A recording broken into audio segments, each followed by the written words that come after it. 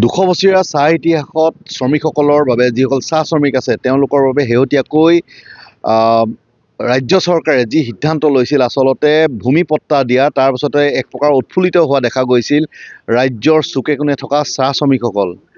কিন্তু সেই সময়তে আমাৰ দৃষ্টিগোচৰ হৈছে মৰিয়নিৰ নিউ সোণোৱাল বা চাহ বাগিচাৰ এটা পৰিয়ালৰ ওপৰত, যিহেতু শেহতীয়াকৈ সেই পৰিয়ালটোক বাগিচাখনৰ কৰ্তৃপক্ষই তেওঁলোকৰ যি শ্ৰমিক য'ত থাকে সেই ঘৰ খালীৰ কৰে এক নিৰ্দেশ দিছে। এয়া মোৰ পিছফালে থকা ঘৰটো নিউ সোণোৱাল চাহ বাগিচাৰ যি পৰমশিলা ৰজক নামৰ যিটো পৰিয়াল আছে, আচলতে এই পৰিয়ালটোক অতি সোনকালেই ঘৰটো খালী কৰিবলৈ নিৰ্দেশ দিছে নিউ সোণোৱাল চাহ বাগিচাৰ কৰ্তৃপক্ষই। যিহেতুকে দুদিন পূৰ্বে ৰাজ্যৰ মুখ্যমন্ত্ৰী হিমন্ত বিশ্ব শৰ্মাই ঘোষণা কৰিছিল যে শ্ৰমিকসকলক ভূমি অধিকাৰ দিব। তাৰ পাছতে দিয়া এনে আচলতে বাগিচাখনৰ কৰ্তৃপক্ষই দিয়া এনে নথিয়ে আচলতে হতভম্বিত কৰিছে। মোৰ লগত মহিলাগৰাকী আছে। কি হ'ল ঘটনাটো কওকচোন, কেনেকৈ কি হৈছিলে, কি কেতিয়াৰ পৰা আপোনালোক ইয়াত থকা? মোক প্ৰথমে মেডিকেলত কাম দিলে। কেতিয়াৰ পৰা থকা? বহুত দিন হ'ল। আমাৰ আইতা নানা নানি এনেকৈ থকা অৱস্থাতে মাও নাম কাটিলে, বাবা ঢুকালে, বহুত দিন হ'ল আমাৰ ইয়াতে থকাই, জন্ম ইয়াতে আমাৰ। এতিয়া আকৌ মোক প্ৰথমে মেডিকেলত কাম দিলে। তাৰপিছত মই কামটো কৰিলোঁ, বদলি হিচাপত দিলে কামটো। তো মই ছাৰক ক'বলৈ গ'লোঁ পূজাৰ পিছতে যে ছাৰ মই কামটো কৰিব নোৱাৰোঁ, যে মোৰ ঘৰত আৰু দিগদাৰ হয় নাই ক'লোঁ। তো ছাৰে কৈছে তোকতো বোলে কালি পৰহি ডিচেম্বৰ মাহটো ক'লে যে তোক বোলে ইয়াতে আনিবলৈ কোৱাৰ্টাৰত দিম কৈছে, এইটো পাকা লাইনত ইমানটো ক'লে। তাৰপিছত মই ক'লোঁ ছাৰ মইতো কাম কৰা কথাই পাতি পেলাই আছিলোঁ, আপুনি আকৌ মাটিৰ কথা ওলাই দিলে নাই ক'লোঁ। তথাপি মই ইমান হেৰি নধৰিলোঁ, কথাটো গুৰুত্ব নিদিলোঁ, আহি গ'লোঁ। আকৌ কেইদিন 15 দিন পিছত গ'লোঁ মই দৰমহা আনিবলৈ। তেতিয়া ছাৰে কৈছে বোলে পৰমশিলা বোলে তোক বোলে এসপ্তাহ টাইম দিছোঁ, বোলে ঘৰটো বোলে খালী কৰিব লাগে নাই। ছাৰে কৈছে ছাৰ বোলে মইনো কি ভুল কৰিলোঁ, মোৰ ঘৰটো খালী কৰিবলৈ কৈছে নাই ক'লোঁ। নাই বোলে এইটো বোলে তোক বোলে কোৱাৰ্টাৰ দিছে ন, ফুল পাকা ঘৰ দিছে নাই ক'লে, তোক খালী কৰিবই লাগে নাই বোলে। তাৰপিছত মই চিন্তা কৰিলোঁ কি কৰিম কি নাই। প্ৰথমে গ'লোঁ ভানুৰ ওচৰত গ'লোঁ। তাৰপিছত ভানুৰ ওচৰত কথা পাতি তাৰপিছত কিমান দিন সময় দিছে আপোনাক? প্ৰথমে দিছিলে এসপ্তাহ টাইম দিছিলে, তেতিয়া নটিচ দিয়া নাছিলে, এতিয়া আকৌ নটিচ দিলে এই 7 দিন কাৰণে। এতিয়া 28 তাৰিখে দিছে নহয়। হয়, আমি এইখিনিতে এটা কথা উল্লেখ কৰিবলৈ, যি পৰমশিলা ৰজক আচলতে তেওঁ ককাকেও এইখন বাগিচাতে কৰ্মৰত আছিল, শ্ৰমিক আছিল। তাৰ পাছতে তেওঁলোকৰ হাতত পৰা এই চিঠিখনে আচলতে তেওঁলোকক হতভম্বিত কৰিছে। মোৰ লগত আচ্ছাৰ যুৱন এটা আছে। কি ক'ব সমগ্ৰ প্ৰসংগটো, যিহেতু হিমন্ত বিশ্ব শৰ্মা মুখ্যমন্ত্ৰীগৰাকীয়ে এটা ভাষ্য আৰু বাগিচা কৰ্তৃপক্ষই এটা ভাষ্য? এফালে মুখ্যমন্ত্ৰীয়ে চাহ শ্ৰমিকৰ ওপৰত দৰদ দেখুৱাব বিচাৰিছে, সহানুভূতি দেখুৱাব বিচাৰিছে।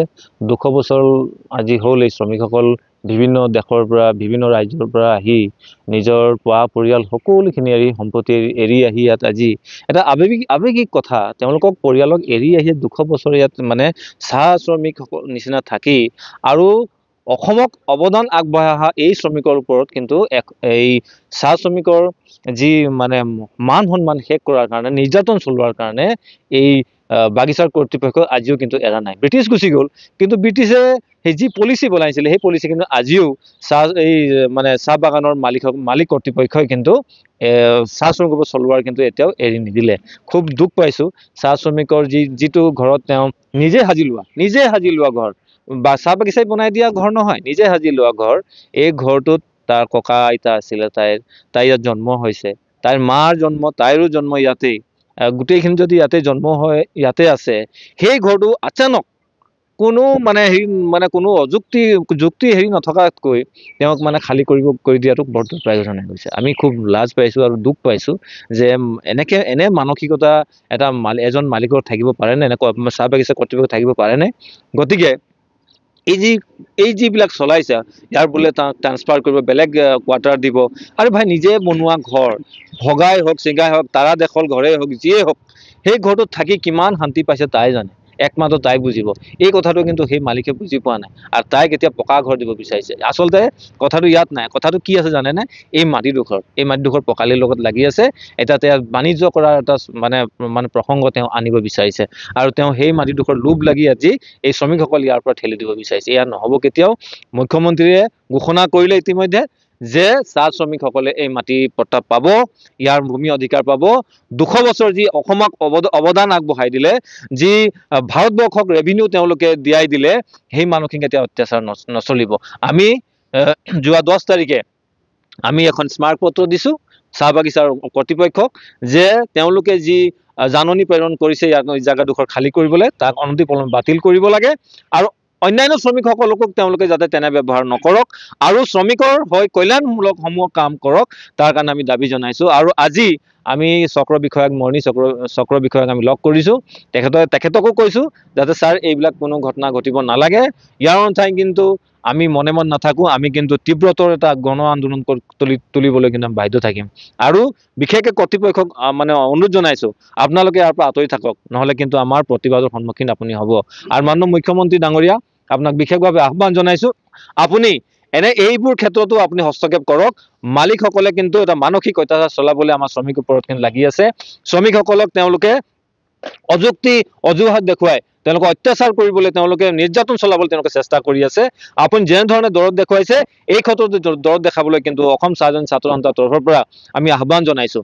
আপুনি যি মাটিৰ কথা আমাক দিয়াৰ কথা কৈছে আমি ধন্যবাদ জ্ঞাপন কৰিছোঁ, কিন্তু একে সময়তে মালিক পক্ষ যিটো কৰিব বিচাৰিছে তাকো যাতে আপোনালোকে হস্তক্ষেপ কৰিব বুলি অনুৰোধ আহ্বান জনাইছোঁ।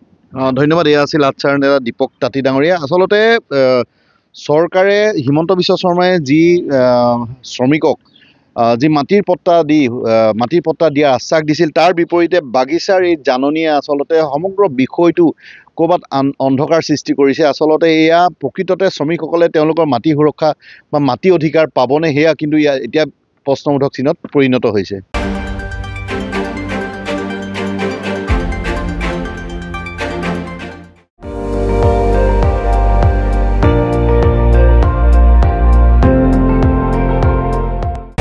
আপুনি চাই আছে ND24, সৰ্বশ্ৰেষ্ঠ নহয় সৰ্বোত্তমৰ দৌৰ।